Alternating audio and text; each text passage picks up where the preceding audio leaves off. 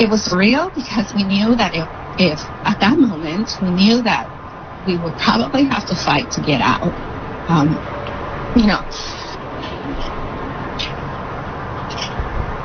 I'm sorry.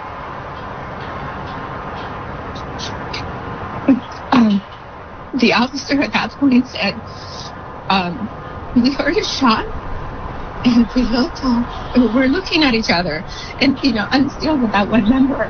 And in my own city, at home, I hear shots all the time. I know what a shot sounds like.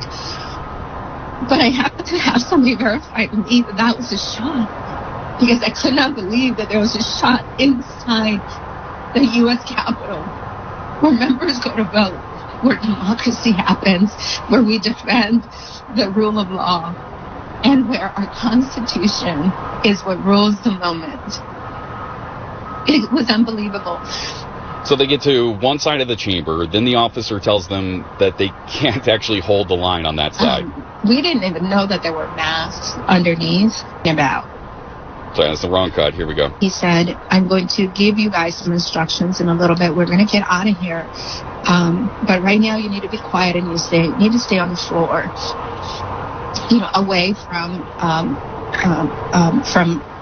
any doors. And so we were all on the floor crawling. And then he said, we need to crawl to the other, a couple of aisles over. That is the balcony that faces directly the press corps balcony and can look straight down to the speaker's chair. So we crawled from where we were to that side. And then, an officer came in and said, run, hurry up, get up, run, it's time to go. So that one group, everybody started running, but there were a lot of members that were seniors. And, one of our members had a walking cane. We had to help them. We couldn't just leave them behind.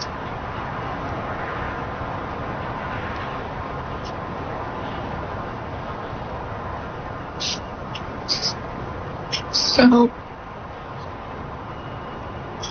I don't know, sometime when some got out, the rest of us just were told,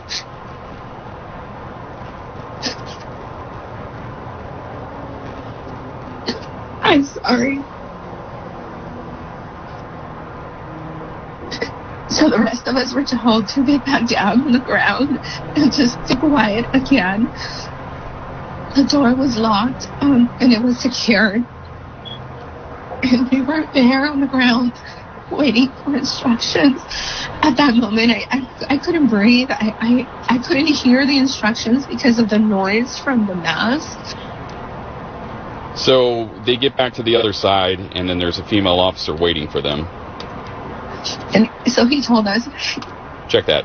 They get to the other side of the chamber, the original side. The officer tells them they can't hold the line. You have to crawl. You cannot stand up and walk. You have to crawl back across to the other aisle, to the other side of the balcony. And that's when they meet the female officer. And we were questioned when she was saying, don't worry, we're going to get you out of here. We're like, well, what's the plan? At this point, when we were told to run earlier and then told to drop, I wasn't comfortable that they even knew how to help us. It was very clear that there was no real plan to. So then they get out of that, they go through a door, they run through a door, and when they get through the door, they are met by a number of plainclothes, and they're in suits. They're not sure. She says they're not sure if they're this group that's trying to break in, or if they're officers trying to help them, until they identify themselves and say, hey, listen, we're here to help you. And then they start leading them to the undisclosed location. I can't tell you the route that we took. I'm sure I walked it in the past, going back and forth to different meetings, but I cannot remember because it was frightening. I was trying not to fall. I was trying to keep people that were around me that were crying comfortable. I wanted them focused on surviving.